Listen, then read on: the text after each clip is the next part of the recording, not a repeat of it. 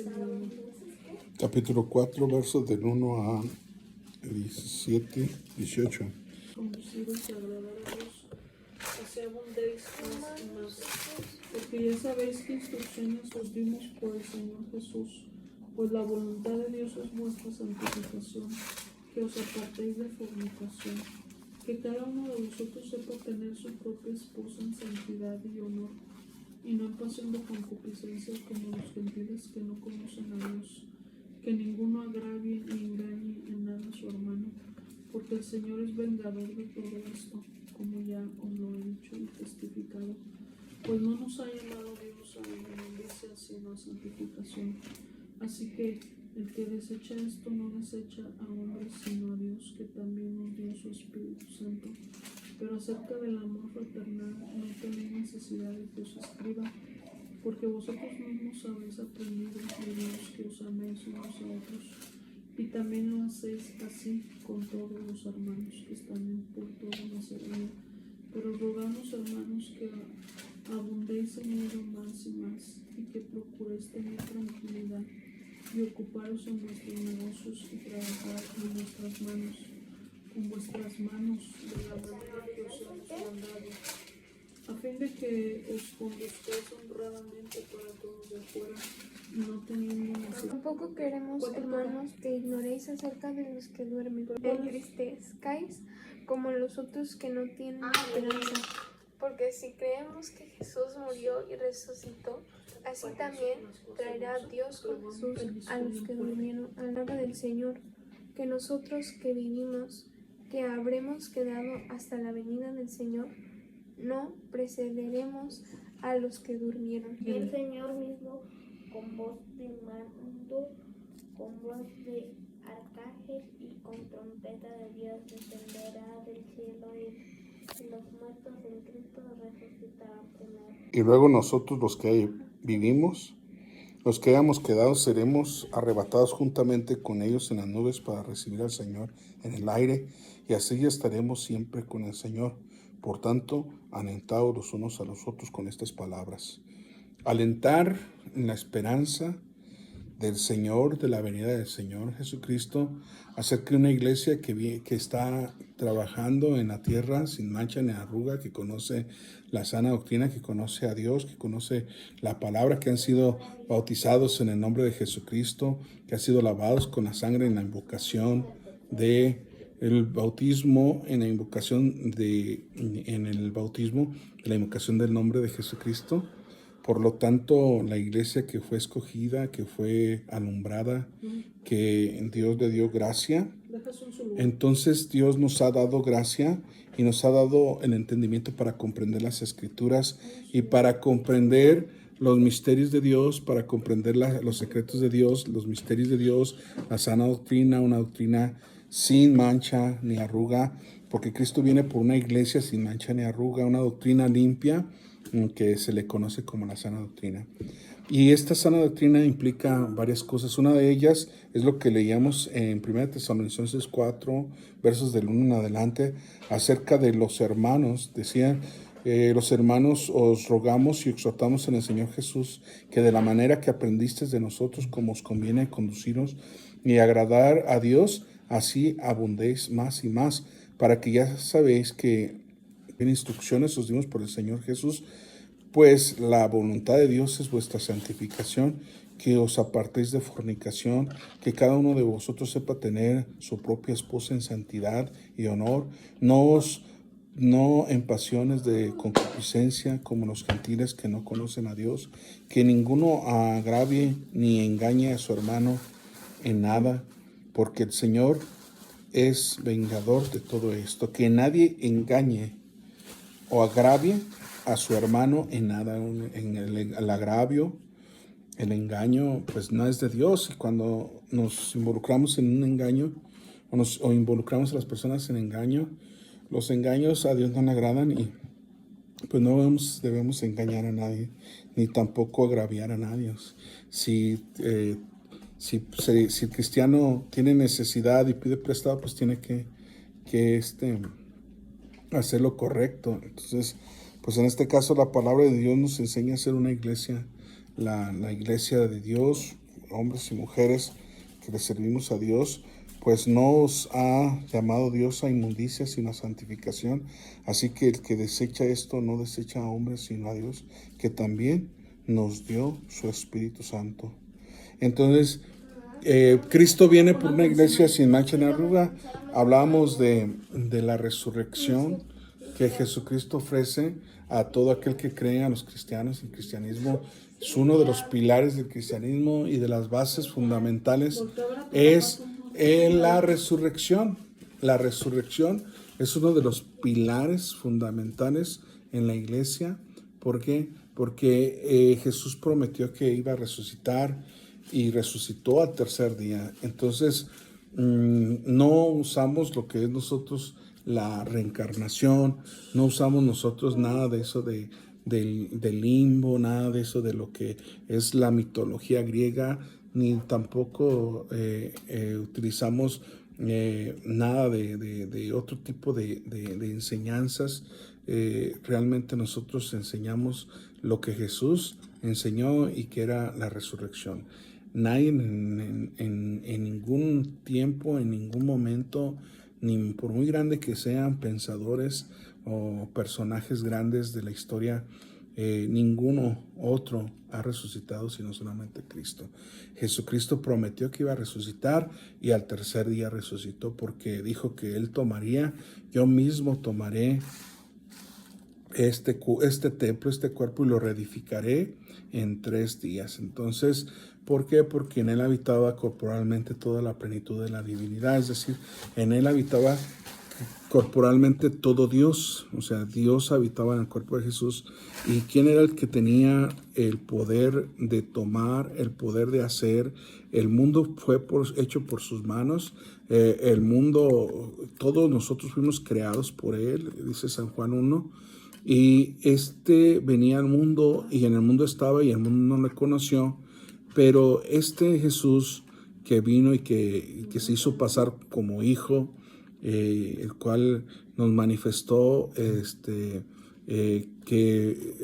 sí se podía obedecer, que sí se podía hacer la voluntad de Dios, que Él mismo había trazado, haciéndose obediente hasta la muerte y muerte de cruz, es decir, pasando como cualquier otro de nosotros, las mismas dificultades, las mismas tentaciones, las mismas luchas, las mismas pruebas, haciéndose carne, humanándose, tomando un cuerpo humano, un velo de carne, para experimentar lo que sentía el cristiano, para experimentar lo que sentía el ser humano. Y Él fue obediente hasta la muerte y muerte de cruz a aquellas ordenanzas que había Él mismo establecido. Dice, yo he vencido al mundo y vosotros también venceréis. Así es de que Dios nos da la victoria, pero también nos muestra que Él tiene el poder de la resurrección, de tal manera que Él resucitó a muchos muertos estando en vida, a Lázaro. Recordemos cómo Lázaro fue resucitado por Jesús, aunque tenía ya 3 días de sepultado, y ya él olía pues, a una carne putrefacta, ya olía a una carne ya desintegrada, pues ya olía mal. Ya tenía 3 días sepultado Lázaro. Cuando Jesús llegó y le dijo, remover la piedra, y cuando removieron la piedra, le dijo a Lázaro que saliera, y salió Lázaro de la sepultura. ¿Por qué? Porque resucitó. Pero en la resurrección, aparte de que Jesús resucitó a aquella niña que estaba muerta y que sus padres ya pues le estaban velando, Jesús dijo, no está muerta, sino que duerme. Entonces la gente pues empezó a decir, ¿cómo es posible que Jesús diga que se duerme si nosotros la vemos toda muerta? Entonces Jesús ordenó sacar a la gente de ahí y le dijo al padre y a la madre, y le dijo a la niña Tarita Kumi, que significa, a ti te digo niña, levántate. Entonces se levantó estando ella muerta. Entonces Jesús dice en su palabra, yo soy la resurrección y la vida, el que cree en mí, aunque esté muerto, vivirá. O sea, no nada más nos ofrece una resurrección, no nomás nos ofrece una resurrección de muertos y de justos o injustos, o de cristianos, los muertos en Cristo que resucitarán primero. Realmente existen varios eventos de resurrección. El primero fue cuando Jesús resucitó a aquellas personas. El segundo fue cuando Jesús fue crucificado, dice que tembló y el velo del templo se rasgó en dos y dice que muchos muertos habían resucitado y ya los habían visto las gentes que habían resucitado, pero también ya en estos tiempos, dice el apóstol Pablo, y aquí lo podemos corroborar en 1 Tesalonicenses 4:16, dice que los muertos en Cristo resucitarán primero. Antes de la gran resurrección, ¿quién va a resucitar? Los muertos en Cristo. La resurrección se va a efectuar en diferentes momentos, en diferentes tiempos. En este momento que Jesús habla y que el apóstol Pablo está enseñando en 1 Tesalonicenses, habla acerca de la resurrección de los muertos en Cristo, de aquellos que fueron bautizados en el nombre de Jesucristo y aquellos que están esperando la promesa del rapto o del también conocido levantamiento de la iglesia. Cuando esto suceda, todos aquellos que estén sepultados o en el mar, que hayan sido cristianos, que han sido bautizados en su nombre y por inmersión, sumergirlos completamente, no por aspersión, sino por inmersión, y que se ha invocado el nombre de Jesucristo. En ese momento, estas personas pues han resucitado y se van con Cristo en las nubes. Jesús los recibe en las nubes y celebran la boda del Cordero. Y dice el apóstol Pablo, y nosotros los que hayamos quedado seremos arrebatados juntamente con ellos en las nubes, y porque seremos transfigurados a la final trompeta, porque se tocará la trompeta con trompeta de Dios, y de esa manera, en ese momento, cuando suene la trompeta, en un abrir y cerrar de ojos, seremos transformados en un abrir y cerrar de ojos y seremos semejantes a los ángeles, y allí se va a efectuar la primera resurrección. La segunda resurrección, en el tiempo de la resurrección general, van a la Hades, la sepultura, la muerte, todos se entregarán a sus muertos y todos van a comparecer ante el tribunal, ante el juicio del trono blanco, que también se le conoce, ante el juicio final de que habla la Biblia, ante el juicio final que habla la palabra de Dios. Entonces dice, tampoco quiero, hermanos, que ignoréis acerca de los que duermen.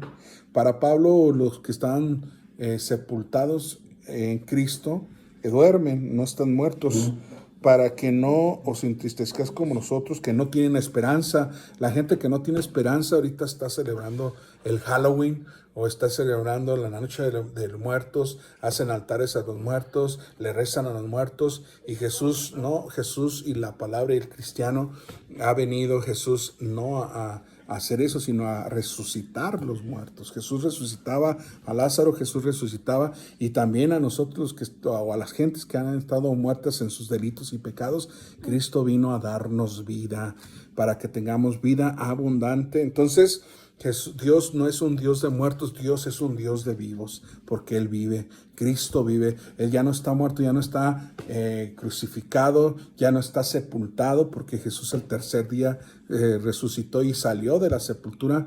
Por eso Dios es un Dios de vivos. Y Dios dice que al que cree en Él, aunque esté ¿qué? Muerto, vivirá. Es decir, aquí el apóstol Pablo dice que aquellos que están muertos en Cristo están dormidos. Dice, no quiero que ignoren acerca de los que duermen. Dice, para que no os entristezcáis como nosotros, que no tienen esperanza. Los otros están tristes, van a los panteones, ahí están tristes porque no tienen esperanza, porque nosotros tenemos una esperanza, de modo que si alguno está en Cristo, nueva criatura es, las cosas viejas pasaron y aquí todas son hechas nuevas. Así es de que tiene promesas futuras después de muerto, dice el Señor, que el que cree en Él, aunque esté muerto, que vivirá. Porque si crees que Jesús murió y resucitó, así también traerá Dios con Jesús a los que durmieron con Él. Es decir, todos los que están durmiendo con Él van a traerlos, Dios los va a resucitar. Por lo cual os decimos esto en palabra del Señor, que nosotros que vivimos, que hubiésemos quedado hasta la venida del Señor, no precederemos a los que durmieron, porque el Señor mismo con voz de mando y con voz de arcángel y con trompeta de Dios descenderá del cielo, y los muertos en Cristo resucitarán primero. No debemos de confundir la segunda venida de Cristo con este evento de levantamiento de la iglesia o con el rapto que se le conoce. No debemos de confundir esto porque no son dos eventos completamente diferentes en la escatología bíblica. Por lo tanto, dice luego, nosotros los que hayamos quedado seremos arrebatados juntamente con ellos en las nubes para recibir al Señor en el aire. Así estaremos siempre con el Señor. Por tanto, alentaos los unos a los otros con estas palabras. ¿Por qué alentaos? Porque mucha de la gente, cuando escucha que Cristo ya viene, se prepara, se pone a orar, se pone a leer la Biblia, se pone a buscar a Dios, se pone a santificarse. De lo que decía el contexto, desde el versículo 1 en adelante, dice que Dios escribió estas cosas para nuestra santificación, para que no defraudemos, para que no engañemos a nadie, para que no hagamos las cosas que a Dios no le agrada. Estas cosas tenemos que hacer y no vivir como los otros gentiles que no saben tener a una esposa, a su propia esposa o a su propio esposo. Así es de que necesitamos no vivir como las personas ordinarias que no tienen la esperanza en Cristo, que no viven para Dios, que no les sirven a Dios, que no se han entregado a Dios, que no sean lavados con la sangre del Cordero, que viven para sí, para sus deleites, para satisfacer todos sus deleites, los bailes, el vino, el alcohol, las drogas y una vida apartada de Dios. No seamos como ellos, sino debemos de ser una iglesia sin mancha ni arruga ni contaminación, que no se contamina con el pecado, que no se contamina con la inmundicia. Es decir, no necesariamente tendremos que decir que no nos gusta. ¿Por qué? Porque mentiríamos, porque la carne es débil y la carne le gusta lo malo. Normalmente, por naturaleza, decía el apóstol, miserable de mí, ¿quién me apartará de este cuerpo mortal? Porque por naturaleza hago lo que no debiera. ¿Por qué? Porque esta carne se inclina hacia lo malo, pero el hombre espiritual que va creciendo desde el momento que es bautizado en el nombre de Jesucristo, que se alimenta con la palabra, que se alimenta con la Biblia, con el canto y con la alabanza, pues de esa manera Dios va a hacer que crezca su vida espiritual